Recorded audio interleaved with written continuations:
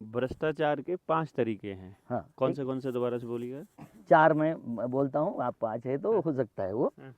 पहला तो शुक्राना, जबराना, नजराना, हरजाना। अच्छा, यही। ठीक है, हाँ। ये 4 तरीके मुझे पता है। हम्म। अब ये 4 तरीके पे चर्चा किस तरीके पर करते हो आप, बताइए। इस पे तो चर्चा ना स्कूल में होती, ना कहीं डिबेट होती इस पे तो। जबराने पे चर्चा करते हो ज़्यादा से ज़्यादा।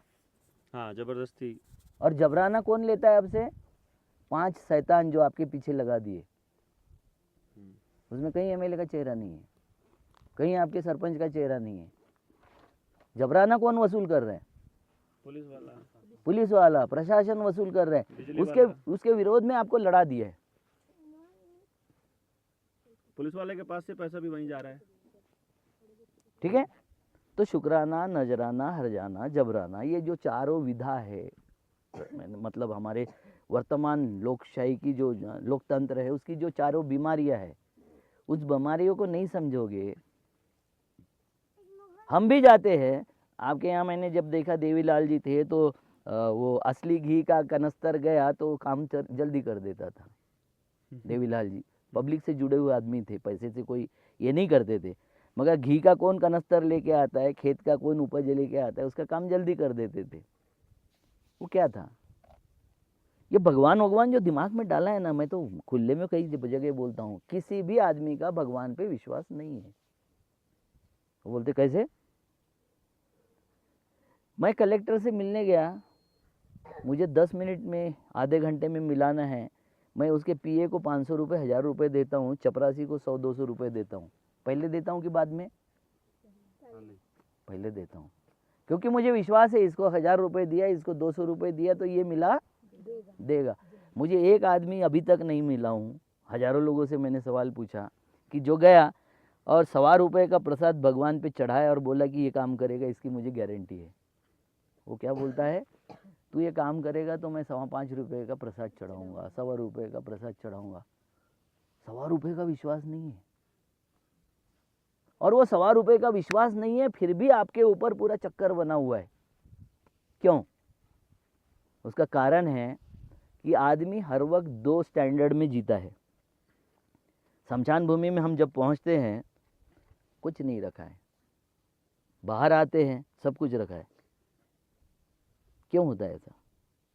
क्योंकि आदमी को 2 विधा है, एक है मानसिक, एक है भौतिक। 2 चीज़ें हैं, उसकी ज़रूरत 2 चीज़ें हैं, और दोनों चीज़ें हम हैंडल ही नहीं कर रहे, हमारे परिवार में हैंडल नहीं हो रही। बीबी आपके साथ में जब भी लड़ती है वो भावनिक इशू पर लड़ती है, भौतिक इशू पर नहीं लड़ती है। एक आध बार भौतिक इशू पर, वो भी भौतिक इशू बच्चे की होगी, वो स्वयं के लिए नहीं लड़ते हुए देखा मैंने। 99% मामलों में ये देखा है कि स्वयं के लिए नहीं लड़ रही हो।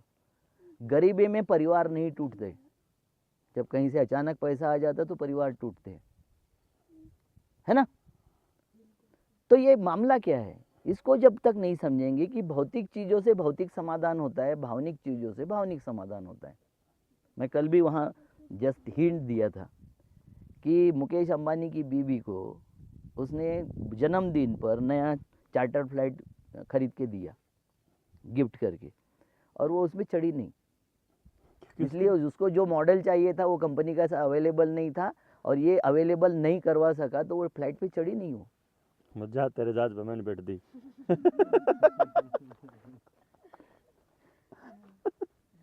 तो ये पब्लिक में इसकी चर्चा गांधी के बाद बंद हो गई है। गांधी ने बोला था राजनीतिक आज़ादी मिली है, मैं अब बौद्धिक, सामाजिक, धार्मिक, आर्थिक और आर्थिक अम्बेडकर जी ने ज़्यादा बोला था, गांधी ने उसको 4th इसमें रखा था। तो इसमें ये आज़ादी के बारे में बात किया था। हमको समझता है आर्थिक आज़ादी क्या होती है, सामाजिक क्या होती है, सांस्कृतिक क्या होती है, साहित्यिक आज़ादी क्या होती है, समझता है हमको? समझाया नहीं किसी ने।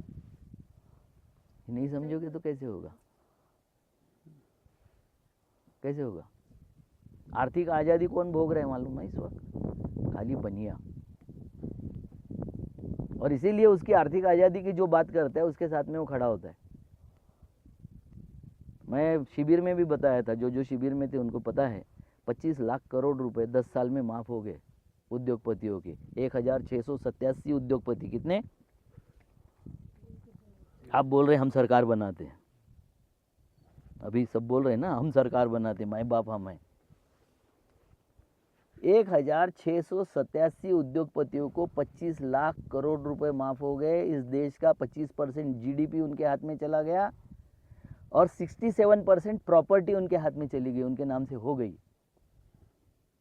25 लाख करोड़ रुपए अगर इस देश के जो किसान हैं, 10 करोड़ किसान जिनको जन धन मिलता है, वो क्या बोलते सम्मान निधि, उनके 10 करोड़ अकाउंट में अगर जाते तो हर एक के अकाउंट में 2.5 करोड़ रुपए होते।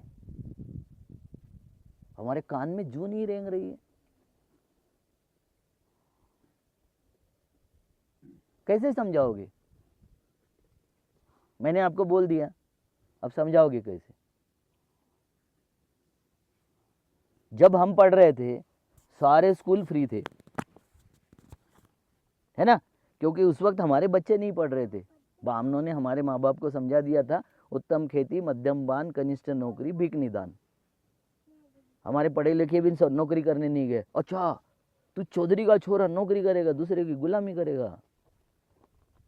उस साला उस पोस्ट पर वो बैठ गए सारे, बामन बनिए, जहाँ से ये प्रशासन को नियंत्रित किया जाता है वहाँ वो बैठ गए और हमारी खेती की लूट हो गई। समझा हमको कभी कुछ आर्थिक? हमारे किसान 2013 में महाराष्ट्र के किसान 11 से 12 हज़ार रुपए क्विंटल कपास बेचते थे, उसको बहुत खुशी हो रही थी। 1947 में 47 में 1 क्विंटल कपास बेचने से 36 ग्राम सोना आता था। कितना? 75 आते आते अकाल पड़ा था, 75 आते आते 1 क्विंटल कपास इज इक्वल टू 18 ग्राम सोना हो गया। आज 2025 में 1 क्विंटल कपास बेचा तो आधा ग्राम सोना आता है। यही किसान के हर उपज का मामला हो गया। अब तो आधा भी नहीं आता होगा। जिस कौम की 70% लूट हो गई और उसको पता ही नहीं चला अर्थ क्या होता है, अर्थनीति क्या होती है। समझना चाहिए था ना, तो उसके लिए लड़ते। ये देश हम किसानों का है, किसका है? कल कोई बोल रहा था गांव वालों का देश है। भारत गांव का देश, भारत गांव का देश है। कल कोई साहब को ज्ञान बांट रहा था कोई आके वहाँ। मुझे ये नहीं समझ में आता है कि इस देश में 7 वेतन आयोग लागू हो गए, किसानों का 1 वेतन आयोग आया था, 1 आयोग, वो लागू नहीं हुआ। वो भी लागू नहीं हुआ अब तक। किसका है देश? लुटेरों का है, पूंजीपति का भी नहीं है। पूंजीपति भी आज भयभीत है। आपकी जानकारी के लिए बता दूं, अंबानी भयभीत है। आपने जैक मा का नाम सुना है? हाँ, अलीबाबा क्लब्स। हाँ, ये जब रशिया मिखाइल गोर्बाचोव से आज़ाद हुआ था, उस वक्त वहाँ कौन सा शासन तंत्र आया पता है? ओलिगार्की। आपने सुना इसका नाम? कैसे लड़ोगे अगर वेल जानकारी नहीं हो? मेरे जैसे आदमी का उपयोग यही है कि आपके जो सोल्जर लड़ रहे हैं उनको ये जानकारी होती रहनी चाहिए। ओलिगार्की ये सिस्टम ये है कि तुम्हारे कितने 140 करोड़ है, उसको चलाने का जिम्मा 10-15 लोगों का है।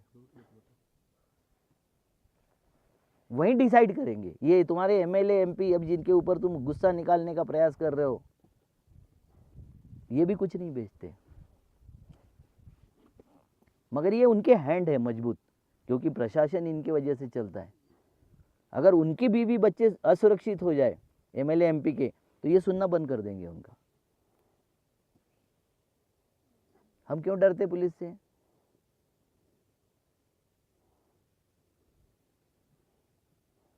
क्यों डरते?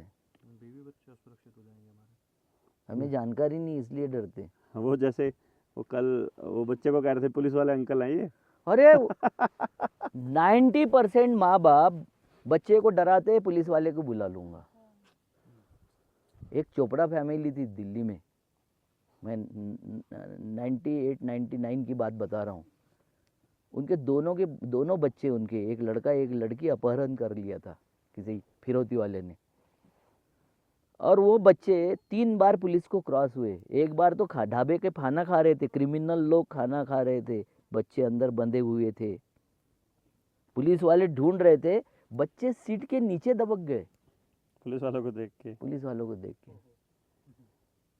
डर बिठाया हुआ था। हमने बता दिया पुलिस।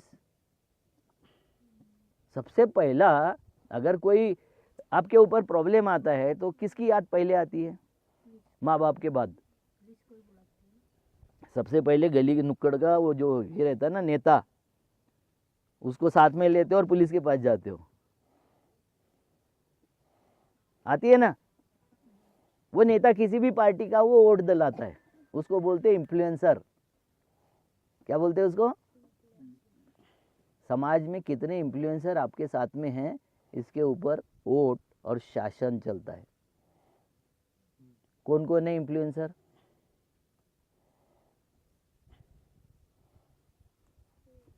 गिनाओ, इन्फ्लुएंसर कौन कौन है? फेसबुक ये, यूट्यूबर, नेताजी, मास्टर जी, वकील साहब, सरपंच साहब, मेम्बरान साहब। ये दिख रहे हैं आपको सब? ऑल गवर्नमेंट इन्फ्लुएंसर क्यों है? जितने भी गवर्नमेंट नहीं, वो भी यही काम कर रहे हैं। सबसे बड़ा इन्फ्लुएंसर आपके यहाँ का जो परचून की दुकान चलाता है वो है, सब्जी की दुकान चलाता है वो है, बार्बर है वो है, आपके यहाँ जो ढोलक बजाता है वो है, त्योहारों में आता है वो कलाकार जिनको बोलते हैं वो है, ऑटो वाला है, टैक्सी वाला। ये इन्फ्लुएंसर है। भाभी जी, वो चर्चा करना शुरू कर देते हैं,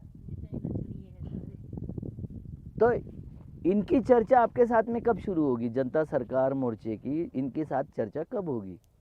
आप यहाँ समाधि में चले गए, समाधि आपने देख लिया, परिवर्तन चाहते हो, बहुत अच्छी कामना है आपकी। कामना इम्प्लीमेंट करने के लिए क्या चाहिए? इन्फ्लुएंसर चाहिए। इन्फ्लुएंसर आपके साथ में कैसे जोड़ोगे? वो तो पैसे लेते होंगे फिर बदले में। वो चर्चा सलाह इनके पास में क्या था यार? ये आम आदमी पार्टी के पास में सारे ऑटो वाले उनके साथ लग गए, सरकार ला लिए 67 सीटें 70 में से। 67। उल्टा सोचना बंद कर दो। ये उल्टा सोचने के लिए आपको बाध्य कर रही है शासन प्रणाली, मीडिया, ये सारे सोर्सेस, ये बाध्य कर रही है। ताकि विचार ही ना आए। हाँ हाँ, विचार ही नहीं है तुम्हारे दिमाग में, विचार ही नहीं आए, परिवर्तन का विचार नहीं आना चाहिए। अभी हम गांव में जाएंगे तो ये हम सेट करें हाँ अपने इन्फ्लुएंसर, हाँ, तब हमारे पहले आइडेंटिफाई करें कि गांव में इन्फ्लुएंसर कौन है। गांव में ऐसे कई बुजुर्ग मिल जाएंगे कि कुछ भी हो जाए तो जाके उनसे पूछते हैं, घर की महिलाएं पूछती है और बूढ़े लोग पूछते हैं, वो इन्फ्लुएंसर है। और आरएसएस के मैं शाखा में, मैं बचपने में तो देखा हूँ, मैं पूरी सारा याद है मुझे, सब कुछ पता है, घर के सामने लगती थी, बाद में बंद करवाया। अभी हमारी कम्युनिटी के लोग जो किसान कम्युनिटी है, उस किसान कम्युनिटी के लोग करीबन 10-20-25 बुजुर्गों के साथ में मैं बैठा, उनको बैठक बुलाया, उनको सबको पूछा मैंने कि आपको समझ में नहीं आ रहा है कि सारी देश की प्रॉपर्टियां बिक रही है, नौकरियां बंद हो गई है, धंधा करने लायक आपको छोड़ा नहीं, पैसे आपके पास है नहीं, आपके बच्चे आपसे 2 गुना 3 गुना पढ़ गए, उनके पास में नौकरी नहीं है, जिस शासन को आप गाली देते हो उस शासन के पेंशन पे आपके बच्चे पल रहे, नाती पोती पल रहे आपको फिर भी नहीं समझ में आता है? तो बोला समझ में आता है, हमको पूरा समझ में आ रहा है, क्या करे? वो जिसने उठ के बोला, वो बोला कि मेरा 1.5 लाख रुपए पेंशन है। कितना? 1.5 लाख। 60-70 हज़ार रुपये तो बीबी एक्सटॉर्शन कर लेती है, जिस दिन आता है उसी दिन। किराने का बिल, बिजली का बिल, बच्चों की फीस फलाना ढिकाना ये वो, पहले ही 70-75 हज़ार रुपये रखवा लेती चेक मेरे से, ठीक है। और बाकी का बचे हुए बच्चे भाई बच्चे ये सब मेरे से ले लेते पैसे, और इसके अगेंस्ट में मुझे क्या गाली देते हैं, इसने कुछ करके नहीं रखा। घर भी जो बनाया वो इधर दरवाज़ा होना चाहिए था, इधर बनाया, उसकी सीढ़ियाँ ठीक नहीं बनाया, उसका छत ठीक नहीं बनाया, फर्नीचर ठीक नहीं लिया, ये अपने मन से करता है। क्या करूँ बोले। और मुझे यहाँ आरएसएस में बुलाते हैं, तो मैं कलेक्टर था बोले, तो मुझे बोलते ही कलेक्टर साहब आइए बैठिए, मेरे हाथ से तिरंगा फहराएंगे, मेरे हाथ से कोई कार्यक्रम हो तो उसको माला चढ़वाएंगे। जनता सरकार मोर्चा, आप क्या दोगे उनको? पैसा नहीं चाहिए, सम्मान कैसे दोगे? आपके कंटिन्यूअसली चलने वाले कार्यक्रम क्या होंगे? वो कार्यक्रम का कैलेंडर बनाना कौन करेगा? 365 दिन में कम से कम 165 दिन तो कार्यक्रम होनी चाहिए आपके, कौन करेगा? उसी के लिए तो आदमी ढूंढ रहे हैं। हम कर कौन आदमी ढूंढ रहे? समझे होगा। ये जो आदमी है तुम्हारी ये नहीं करते। नहीं समझा हुआ ही समझाएगा ना फिर आगे, तो जैसे आपने समझाया तभी तो आगे बात बताएंगे। इसको करेगा कौन? हम सब करेंगे और इसी में लगे। नहीं करोगे आप नहीं कर सकते। आपको परिवर्तन लाना है। आप इन्फ्लुएंसर बन के चुप नहीं हो सकते। मैं जो बोला ना वो बूढ़ा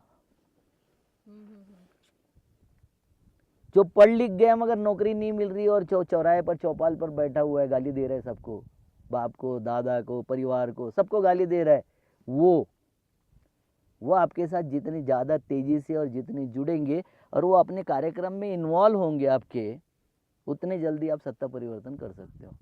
2 लोग आपको दे सकते हैं। किसान आपको कभी सत्ता नहीं दे सकता। सबसे नालायक प्राणी है सत्ता के बारे में किसान। कोई किसान नेता आपने नेता होते हुए नहीं देखा होगा, एमएलए एमपी होते हुए नहीं देखा। आप बताइए, अजय टैनी ने जीप दौड़ा के उसके बेटे ने मार दिया किसानों को और सारी सीटें बीजेपी जीत गई। क्यों देंगे तुमको? बीजेपी तुम्हारी सुनेगी क्यों? और क्यों सुनना चाहिए? उसके जगह आप भी हो तो क्या करोगे बताओ? जब आपको पता है कि ये गांव के 4 मार देने से कुछ नहीं होना है मेरा, तो आप क्या करोगे? उसकी चिंता करोगे? मरम्मत ही करेंगे। वो भावना हमारे बीच में जब नहीं आती है ना, ये भावना के साथ हम नहीं करते, और ये भावना इम्प्लीमेंट आप नहीं कर सकते। वो भावना वही इन्फ्लुएंसर कर सकता है, वही बुजुर्ग कर सकता है। हर एक गांव में कितने बुजुर्ग होंगे जो पेंशन पाते हैं? अभी तो कोरोना के बाद टपक ही रहे हैं।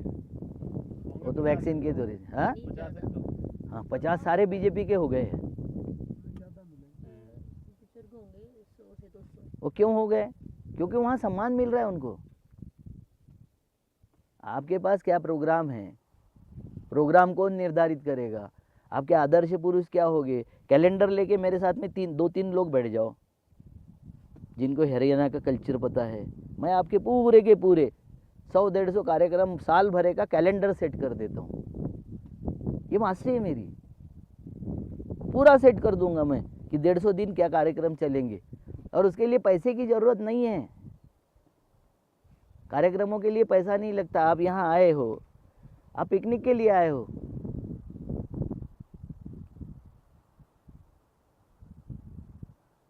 हर दिन पिकनिक हो जाए, 165 दिन 150 दिन पिकनिक हो जाए, कार्यक्रम तो वो देना चाहिए ना। जैसे मेरे पिताजी का जन्मदिन मनाना है, मैं मेरे घर में मना रहा हूँ, आपको क्या लेना देना है? कुछ लेना देना? मैं भगवान शिव का जन्मोत्सव मना रहा हूँ। जो उनके ऊपर श्रद्धा रखते होंगे वो आएंगे, बाकी के लिए लोगों को क्या लेना देना है? मगर वो बुजुर्ग समझ में आ जाए, शिव समझ में आ जाए। शिव कौन है नहीं पता, राम कौन है नहीं पता, कृष्ण कौन थे पता नहीं, थे कि नहीं थे पता नहीं, नौ दुर्गा कौन है पता नहीं, क्या करना चाहिए पता नहीं। तो आपको जब पता नहीं होता तो आरएसएस जैसा उसका उद्योग कर लेती है, व्यापार कर लेती है, धंधा कर लेती है। फिर आपको वो डिज़ाइन बना के देते हैं कि प्रथमी के दिन ये साड़ी पहनना चाहिए, इस कलर की होनी चाहिए, द्वितीय के दिन यहाँ, तृतीय के दिन यहाँ, चतुर्थी के दिन यहाँ। 9 दिन के 9 साड़ियाँ, 9 कलर सेट करके आपके माथे पे मार दिया। आपकी बीवी, आपकी बहन, आपकी माँ नहीं समझ रही, सुन भी नहीं रही आपकी। क्यों आया था? हाँ, क्यों आया था? ये कावड़ यात्रा कितना प्रस्थ बढ़ा है, क्या हमें समझा है कावड़ यात्रा क्या है? हम सोकॉल जो फॉरवर्ड हो गए, खुद को बहुत पुरोगामी समझते हैं, सुधारवादी समझते हैं, जो नहीं मानते, वो रिचुअल्स को नहीं मानते, वो लोग गाली बकते हैं और बच्चे हमारे उसमें दिन ब दिन इन्वॉल्व होते जा रहे हैं।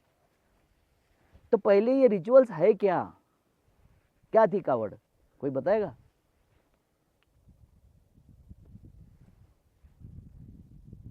नहीं पता है भाई। मेरी फसल बो दिया मैंने, पूरी झंझट कर लिया, बीज ले लिया, खाद डाल दिया, मजदूरों का सब कुछ कर गया, अब मेरी फसल इतनी हो गई है।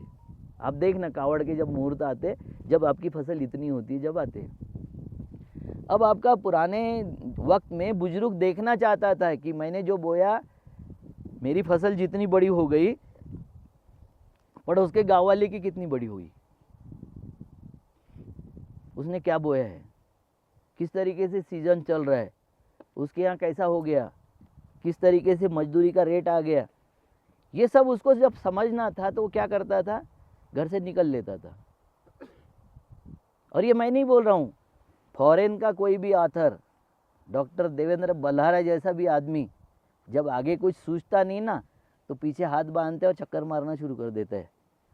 उसको बोलते हैं वॉकिंग मेडिटेशन। क्या है वो? बड़े से बड़े राइटर, बड़े से बड़े साइंटिस्ट, बड़े से बड़े ऑथर, बड़े से बड़े चिंतक, जब उसको समझ में नहीं आता तो टेबल से खड़ा होता है, चक्कर मारना शुरू कर देता है। वहाँ भी नहीं समझ में आता तो पहाड़ों की तरफ, नदी की तरफ चक्कर जाके वो एक चक्कर मारता है, उसको क्लिक होती है आइडिया और वो आके इम्प्लीमेंट कर देता है। वर्तमान परिस्थिति से टूटकर कहीं ना कहीं इम्प्लीमेंटेशन करने वाला जो मामला है, उसको बोलते स्पार्क। नशा भी उसी लिए करता है आदमी। सर,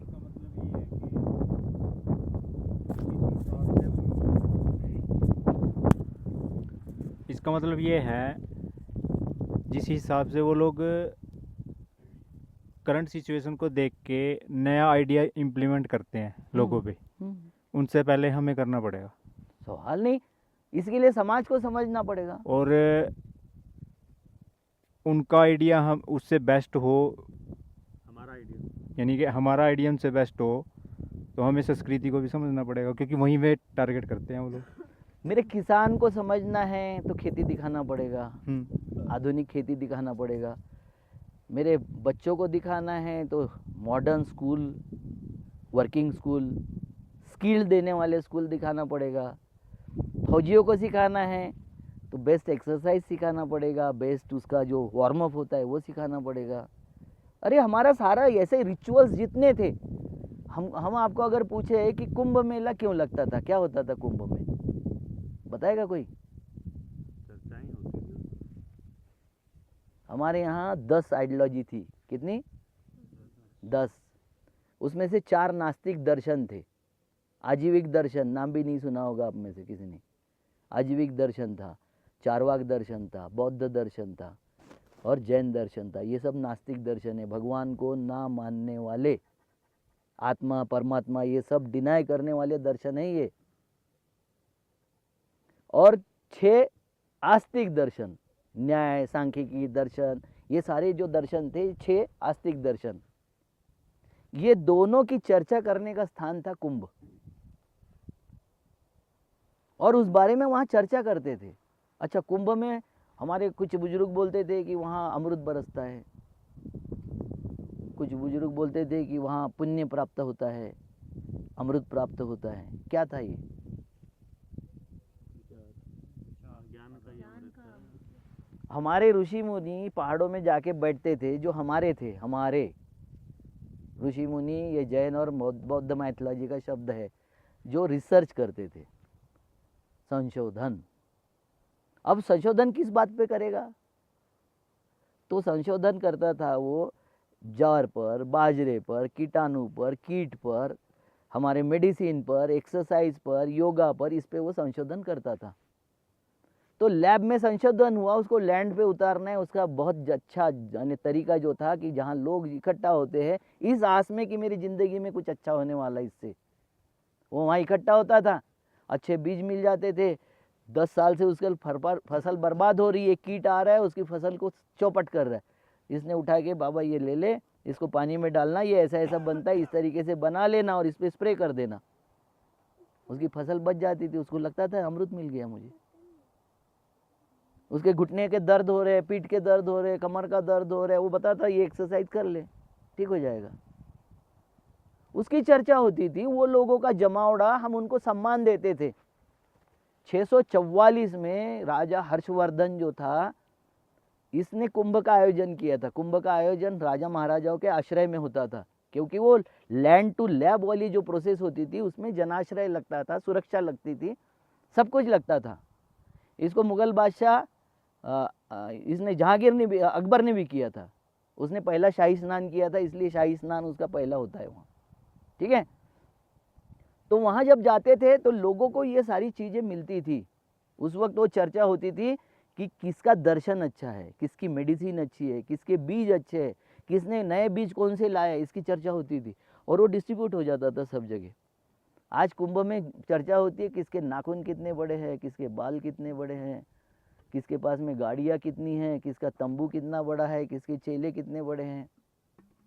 644 में ये आपका जो कुंभ था किसानों का, उसका अपहरण करके ब्राह्मणी संस्कृति ने उस पर कब्जा कर लिया। हर एक बात पर, हर एक रिचुअल्स पर, हर एक परिवार पर उनका कब्जा होते जा रहा है। इसको उसको सुलझाना है, छुड़ाना है, तो हमको वो समझना पड़ेगा ना। हमारे रिचुअल्स हम नहीं समझते, हमको लगता है बूढ़ा बताता है गांव का, भाई ये जो पंचांग है किसने खोजा?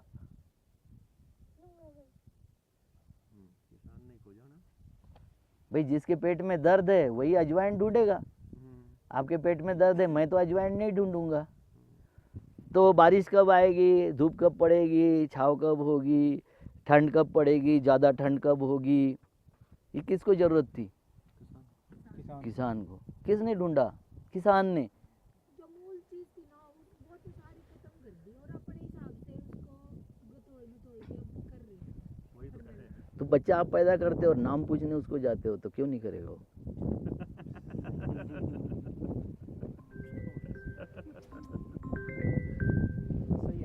उनकी क्या गलती है? उनकी क्या गलती है?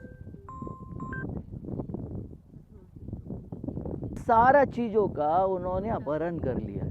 सारी चीज़ें, अच्छी जितनी चीज़ें थी, पारिवारिक मूल्य। मुझे बताइए कि आपने ये देखा होगा कि श्राद्ध पक्ष में कुछ नहीं किया जाता है ना? सुना कि नहीं सुना? हाँ। और ये भी सुना होगा कि श्राद्ध की जो अक्षय तृतीया होती है उस दिन मुहूर्त देखने की जरूरत नहीं, सब कुछ किया जा सकता है। सुना है कि नहीं सुना? भाई दशहरा है, दिवाली है, होली है और अक्षय तृतीया है, ये 3.5 मुहूर्त माने जाते कि नहीं? एक दिन बहुत बेहतरीन है, बाकी महीना गंदा है। मेरा दादा, मेरा बाप, मेरा परदादा, मेरे लिए एक दिन शुभ है और 14 दिन अशुभ है, और ये हम मानते हैं। मानते कि नहीं मानते? हम तो नहीं मानते, लेकिन लोग बाग मानते हैं। भाई आप नहीं मानते होंगे, आपकी बीबी मानती है, नहीं तो- मानती होंगी माँ मानती है, नहीं मानती होंगी दादी मानती है, पड़ोसी मानता है, आपका हाँ। गांव मानता है। हाँ, गांव मान रहा है। ठीक है। हाँ, तो अब मुझे बताइए कि आपकी बीवी आपका सुन क्यों नहीं रही है? वो तो आपकी किसी की माँ नहीं आपका सुनती सुन है। क्यों नहीं रही है? वो तो किसी की नहीं सुनती क्यों नहीं सुन रही? हम 2 लोग थे कोरोना में, प्रकाश पोरे जी ने भी नेतृत्व किया, मैंने भी किया। मैंने हजारों लोगों को वैक्सीन नहीं लेने दिया और प्रकाश पोरे के घर में उनको छोड़ के सबने वैक्सीन लिया। क्यों नहीं मानती? ये जवाब ढूंढना पड़ेगा आपको। बीवी क्यों नहीं मान रही है? क्योंकि वो सिनेरियो आसपास का ना ऐसा बना देते हैं हाँ कैसा बोलते रहिए, माइक है। कि जो भेड़ चाल है ना, जैसे कि अभी कोरोना में जिसे डराया गया था, डर पैदा किया गया सबके अंदर कि एक लगवा रहा है, फिर दूसरा लगवा रहा है, तीसरा लगा भाभी रहा है। जी, आपने पहले ही वाक्य मुझे अपमानित करने वाला बोला कि भेड़ चाल चलते हैं हमारे लोग।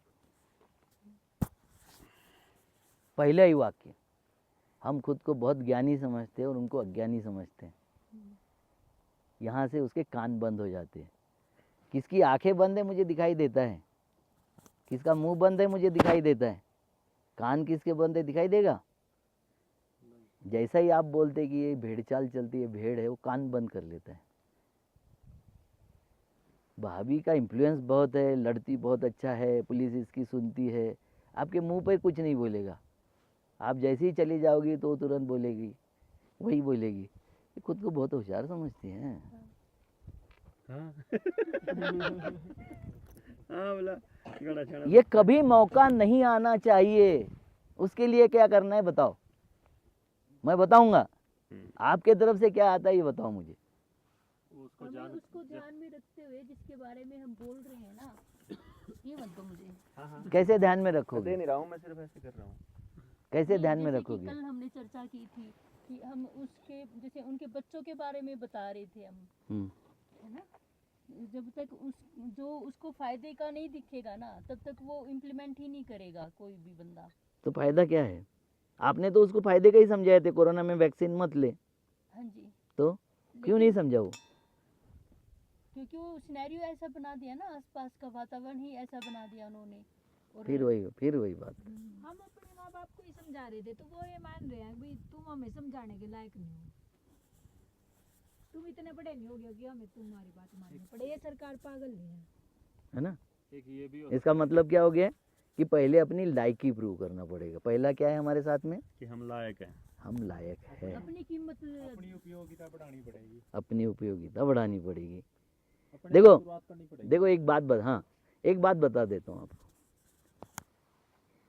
कि यहाँ बैठे हुए और हजारों लोग जो उम्र की 15 से नीचे है और 7 से ऊपर है, 5 से ही ऊपर समझ लो, ऐसा लाखों में एक आधा मिलेगा कि उसके माँ को गाली बक दी और वो रिएक्ट नहीं करेगा।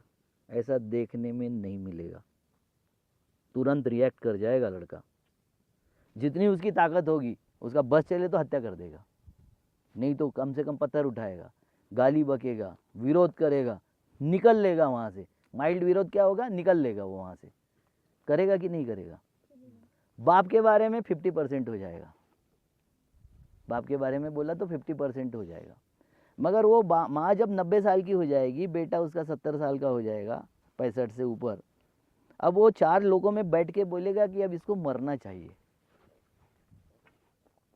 शब्द वो नहीं रहेंगे, अब इसको मुक्ति मिलना चाहिए। ये जैसा मुक्तिदाता हो गया अब उसका। बोलते कि नहीं? बोलते हैं 100% है ना? क्यों?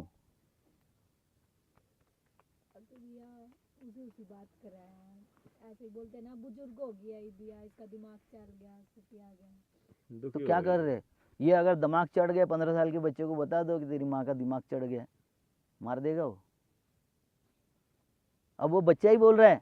वही बोल रहे हैं ना। क्यों? क्योंकि वो जो उसकी उम्र है ना, मतलब जो उसकी उम्र है, एज है, उसको देखता है वो उस टाइम ना, कि उसकी तकलीफ में है मान लो, तो इस वजह से वो चाहता है कि भाई अभी ना हो। कितने काम की रहेगी है। नहीं काम तो अलग है, क्योंकि उपयोगिता आदमी का वैल्यू तय करता है। सबसे पहले तो ये दिमाग में उतार लो। शारीरिक, मानसिक, अच्छा उपयोग आपकी उपयोगिता आपकी वैल्यू तय करती है। आपके शब्दों को महत्व जब आता है जब आपकी उपयोगिता दिखती है, उन शब्दों की उपयोगिता दिखती है, आपकी उपयोगिता दिखती है। मतलब अपनी वैल्यू जनरेट करनी पड़ेगी पहले हाँ, कि आप अपनी वैल्यू नेशनल आपको सोशल समझ नहीं टाटा आया। का नेशनल सर्वे डिपार्टमेंट है, मतलब डिपार्टमेंट बोलता स्कूल है, सोशल साइंस का स्कूल है, टाटा का चलता है। वो बहुत उटपटांग सर्वे करते रहता है। देवेंद्र भाई उसके जब भी सर्वे आते हैं उसको स्टडी करके इनके बीच में प्रसारित करिए, जब भी सर्वे आते हैं। ठीक। उसने एक सर्वे किया था आज से 10-15 साल पहले।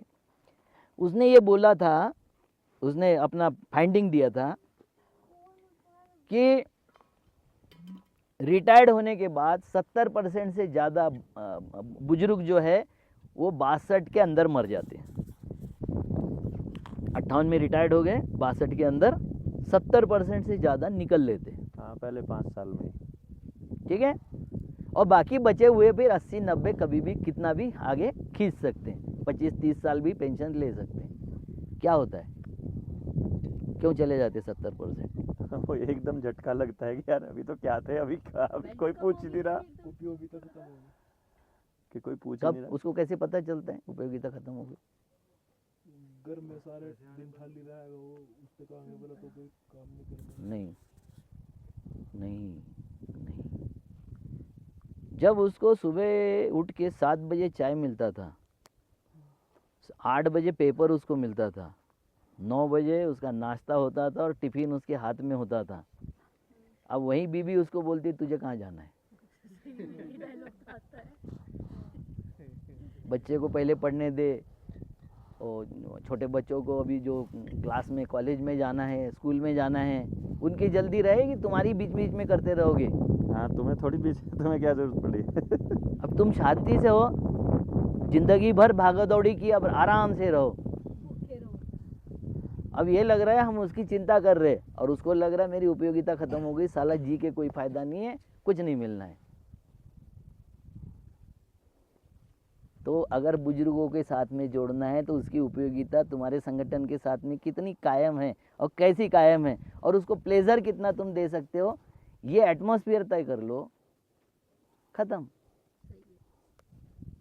अब यहाँ आए, घर के माँ बाप ही नहीं मानते बोलने वाले, माँ बाप को यहाँ लेके आ जाना था, उनकी यहाँ लाने की व्यवस्था कर देना था, और यहाँ दिन भर बच्चों के साथ में वो सब देख लेते। 4 महीने वो भूलते ही नहीं आपको, आप जो बोलते वो मान लेते। हमारे वाला तो जी आने नहीं तैयार है, इच्छा लग रही है। अभी ले आएंगे, सारों को ले आएंगे।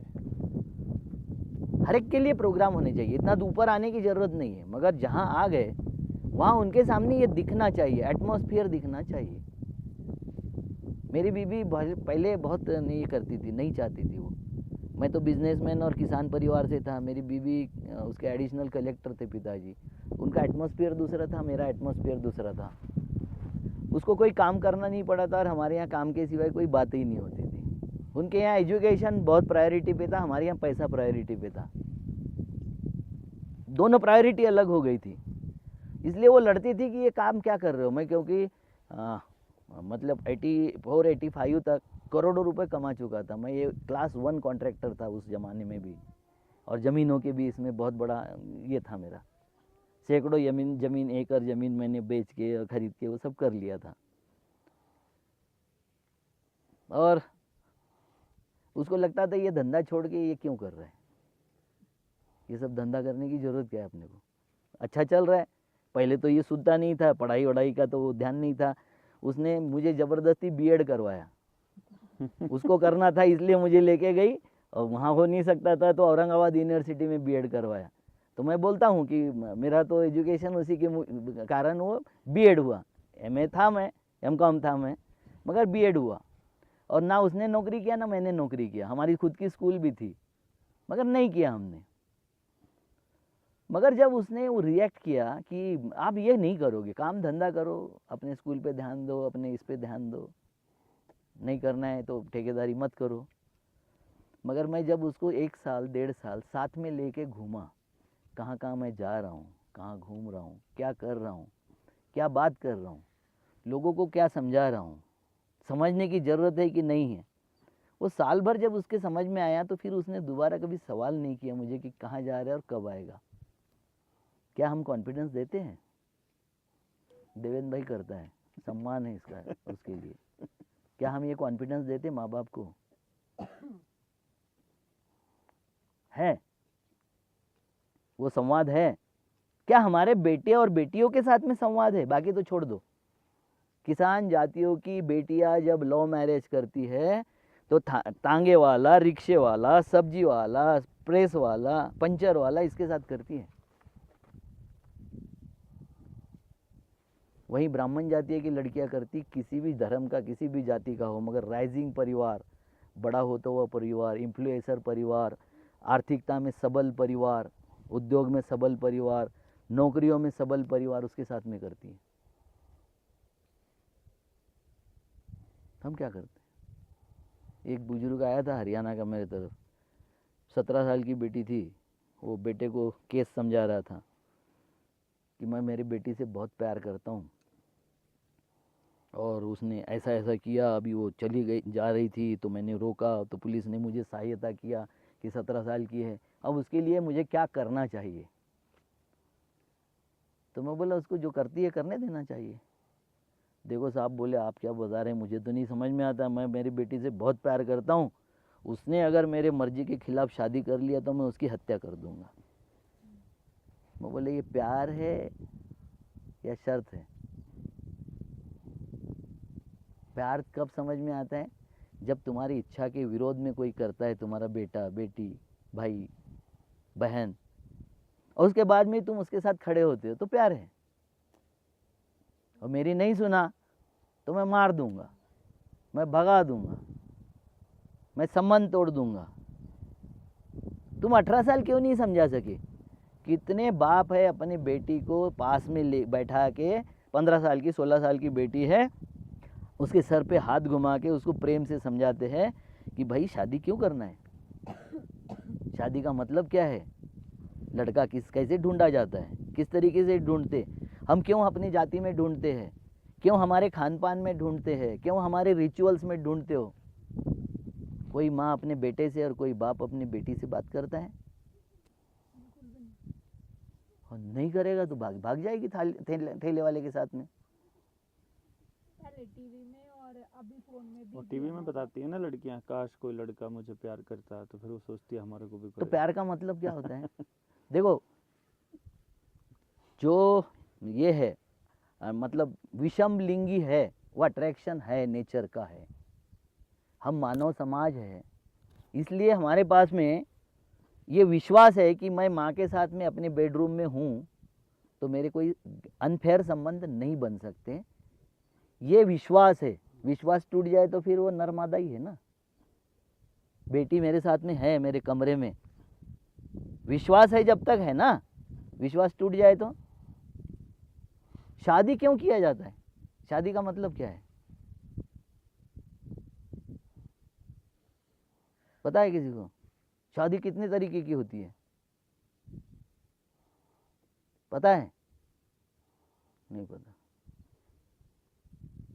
शादी करते क्यों हैं? तरीके कितने हैं पता नहीं, शादी करते क्यों हैं पता नहीं।